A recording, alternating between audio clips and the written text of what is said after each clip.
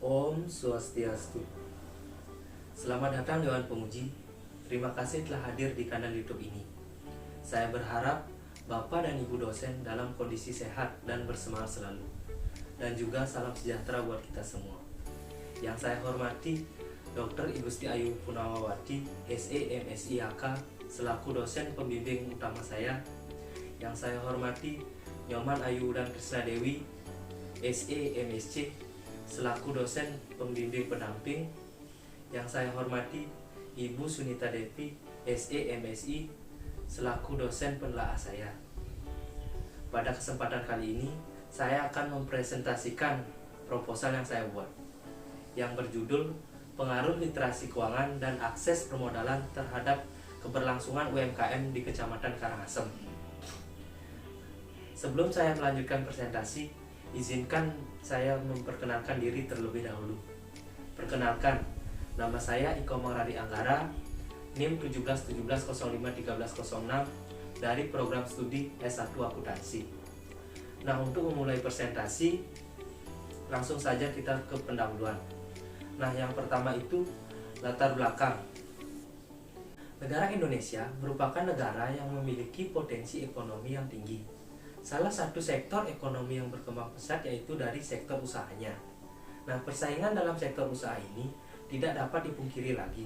Utamanya itu persaingan oleh para pelaku UMKM. Nah, kehadiran UMKM ini dianggap mampu dalam meratakan perekonomian di Indonesia hingga ke berbagai pelosok. Nah, UMKM di Indonesia ini diakui dan dilindungi oleh pemerintah. Hal ini tertuang pada Undang-Undang Nomor 20 Tahun 2008 yang mengatur mengenai pengelolaan dan pengembangan UMKM. Nah, UMKM di Provinsi Bali, khususnya di Kecamatan Karangasem, juga berkembang dengan sangat besar. Berdasarkan data dari Dinas Perdagangan, Perindustrian dan Koperasi Usaha Kecil dan Menengah Kabupaten Karangasem, dapat diketahui data jumlah UMKM di Kabupaten Karangasem itu dari tahun 2020 hingga 2021 jumlahnya itu sebesar 11.321 UMKM. Nah, peningkatan tersebut diakibatkan karena banyaknya pelaku usaha UMKM yang bermunculan, baik itu usaha mikro maupun UMKM jenis lainnya. Tetapi di balik perkembangan UMKM di Kecamatan Karangasem ini, terdapat beberapa masalah yang terjadi terkait keberlangsungan UMKM. Berdasarkan hasil pengamatan pengelolaan keuangan UMKM di Kecamatan Karangasem, masih banyaknya pemilik UMKM belum mampu mengelola keuangannya secara sistematis. Kemudian dari sisi akses permodalan, pemilik UMKM susah dalam mendapatkan modal dari lembaga-lembaga formal seperti bank, karena bank itu masih ragu untuk memberikan kredit kepada para pelaku usaha. Modal yang kurang memadai merupakan salah satu penyebab menghambat perkembangan UMKM di Kecamatan Karangasem. Kemudian fenomena dalam penelitian ini yaitu literasi keuangan dan akses permodalan mempunyai pengaruh besar terhadap keberlangsungan UMKM. Dikarenakan semakin bagus literasi dan akses permodalannya, maka keberlangsungan UMKM juga akan meningkat. Begitupun sebaliknya. Nah, keberlangsungan UMKM sangat memberikan pengaruh besar di Indonesia, khususnya itu di Kecamatan Karangasem. Nah, solusi dari fenomena tersebut yaitu menggunakan teori atribusi. Teori atribusi merupakan teori yang menjelaskan mengenai faktor-faktor yang mempengaruhi seseorang dalam melakukan suatu tindakan. Nah, teori ini menjelaskan bahwa tindakan seorang timbul dari dalam dan dari luar dirinya menurut Suwardana tahun 2020. Faktor internal yang mempengaruhi keberlangsungan pada penelitian ini yaitu literasi keuangan, sedangkan faktor eksternalnya yang mempengaruhi keberlangsungan yaitu akses permodalan. Nah, kemudian kebaruan penelitian. Nah, perbedaan penelitian ini dengan penelitian sebelumnya yaitu dari subjek penelitiannya. Penelitian sebelumnya ada di Kota Bandung, Sedangkan subjek dalam penelitian ini yaitu di Kecamatan Karangasem. Nah, alasan peneliti mengambil tempat lokasi di Kecamatan Karangasem melihat berkembangnya UMKM di Kecamatan Karangasem sangat besar. Nah, dan juga pada penelitian terdahulu itu menggunakan metode deskriptif dan verifikatif, sedangkan pada penelitian ini menggunakan metode kuantitatif. Kemudian selanjutnya identifikasi masalah. Identifikasi masalah di penelitian ini ada 3. Yang pertama itu persaingan dalam sektor usaha. Nah, utamanya itu persaingan oleh pelaku UMKM. Yang kedua, sebagian besar para pelaku UMKM ini tidak melakukan pengelolaan keuangan dengan baik. Mereka cenderung mengelola keuangannya tidak secara sistematis. Nah, yang ketiga, yang terakhir itu UMKM sulit dalam mendapatkan modal karena adanya kendala pada bagian administrasi dan perizinan. Kemudian batasan masalah penelitian. Pada penelitian ini hanya membahas terkait variabel literasi keuangan dan akses permodalan saja terhadap keberlangsungan UMKM. Penelitian ini juga dibatasi hanya pada UMKM yang berada di Kecamatan Karangasem. Kemudian didapatkan rumusan masalah. Nah, rumusan masalah di sini ada 2. Yang pertama itu, apakah literasi keuangan berpengaruh positif terhadap keberlangsungan UMKM di Kecamatan Karangasem? Dan yang kedua itu, apakah akses permodalan berpengaruh positif terhadap keberlangsungan UMKM di Kecamatan Karangasem? Kemudian tujuan penelitian. Nah, yang pertama itu untuk mengetahui adanya pengaruh positif literasi keuangan terhadap keberlangsungan UMKM di Kecamatan Karangasem. Dan yang kedua, untuk mengetahui adanya pengaruh akses permodalan terhadap keberlangsungan UMKM di Kecamatan Karangasem. Kemudian manfaat penelitian. Manfaat penelitian ini ada 2, yaitu manfaat teoritis dan manfaat praktis. Nah, yang manfaat teoritisnya, hasil penelitian ini diharapkan dapat menambahkan bukti empiris mengenai teori atribusi dan pengujian variabel literasi keuangan dan akses permodalan terhadap keberlangsungan UMKM di Kecamatan Karangasem. Selain itu, penelitian ini diharapkan dapat memberikan wawasan baru bagi dunia akuntansi, serta dapat memperkaya penelitian tentang analisis faktor yang berpengaruh terhadap keberlangsungan UMKM.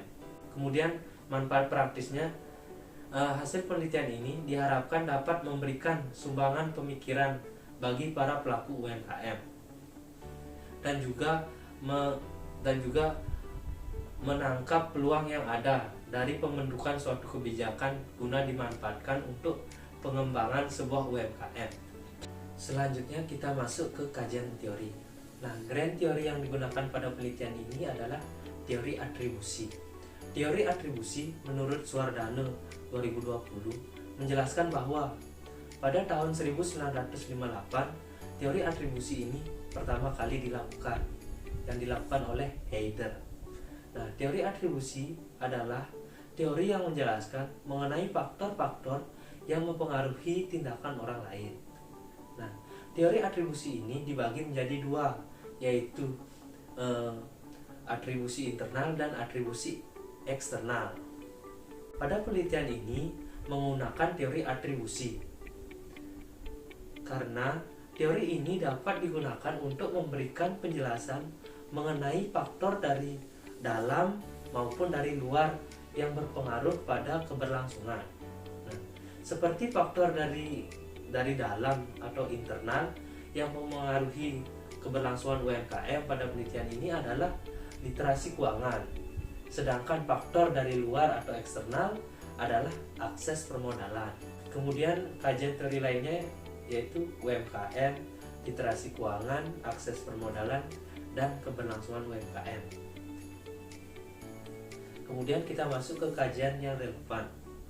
Nah, menurut Hilmawati dan Rohmawati tahun 2021, literasi keuangan memiliki pengaruh terhadap kinerja dan keberlangsungan UMKM di Kota Surabaya. Nah, yang kedua, menurut Suwardana 2020, literasi keuangan dan akses permodalan berpengaruh positif dan signifikan terhadap kinerja UMKM. Indrayani tahun 2020, penelitian ini menunjukkan keuangan menjadi sudut pandang yang hakiki dalam usaha, termasuk usaha industri, rumah tangga. Suatu usaha akan maju jika kondisi keuangan dapat dijalankan dengan baik. Kemudian Norman dan Rosita 2020, literasi keuangan berpengaruh signifikan terhadap perilaku keuangan, namun tidak berpengaruh signifikan terhadap keberlangsungan usaha. Indrayani dan DKK 2020, variabel pemanfaatan insentif pajak berpengaruh positif terhadap keberlangsungan usaha UMKM. Tenun Troso Jepara. Nizar tahun 2018, permodalan dan pemasaran menunjukkan adanya pengaruh terhadap kinerja UMKM Sari Apel di Kecamatan Tutun. Kemudian kerangka berpikir dapat dilihat di slide. Nah, literasi keuangan dan akses permodalan ini berpengaruh secara simultan terhadap keberlangsungan UMKM. Di hipotesis ini didapatkan dua hipotesis, yaitu yang pertama itu H1-nya, literasi keuangan berpengaruh positif dan signifikan terhadap keberlangsungan UMKM di Kecamatan Karangasem. Dan hipotesis kedua, akses permodalan berpengaruh positif dan signifikan terhadap keberlangsungan UMKM di Kecamatan Karangasem. Nah, selanjutnya kita masuk ke metode penelitian. Nah, yang pertama, tempat penelitian. Lokasi penelitian ini yaitu di Kecamatan Karangasem, tepatnya pada UMKM yang berada di wilayah Kecamatan Karangasem. Nah, kemudian masuk ke rancangan penelitian. Gambar rancangan bisa dilihat di slide, bahwa judul itu dilatar belakangi oleh berbagai masalah dan batasan masalah, sehingga dibuatkan rumusan masalah, tujuan, dan manfaat yang diharapkan. Tidak lupa juga untuk didukung dengan kajian teori dan dibuatkan metode penelitian berupa uji kualitas data, uji asumsi klasik, uji hipotesis, barulah dapat hasil pembahasan dan hasil penelitian.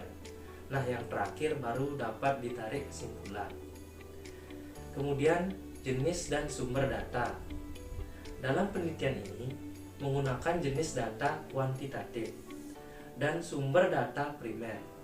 Populasi dalam penelitian ini adalah seluruh pelaku UMKM di Kecamatan Karangasem, banyak 11.321 unit usaha UMKM.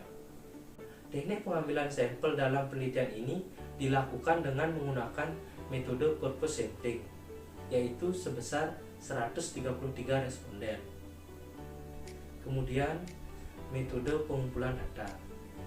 Pada riset ini menggunakan pengumpulan data dengan kuesioner. Selain itu, penelitian ini juga menggunakan metode observasi dan studi perpustakaan. Nah, kemudian definisi operasional. Nah, literasi keuangan sebagai X1. Nah, indikatornya itu pengetahuan keuangan, perilaku keuangan, dan sikap keuangan. Nah, yang kedua, akses permodalan sebagai X2.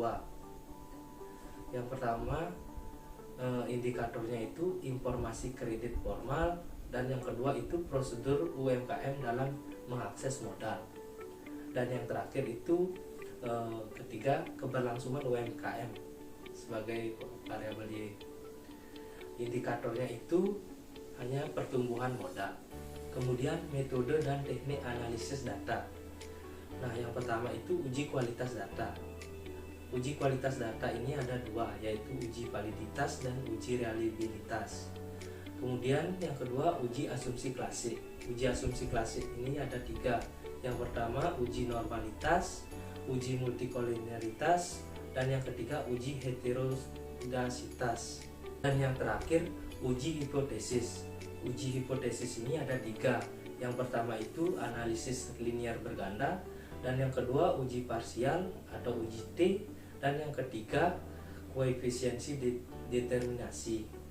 Nah, sekian dari presentasi saya. Mohon maaf jika ada salah-salah kata. Akhir kata saya ucapkan terima kasih dan Parama Santi. Om Santi Santi Santi Om.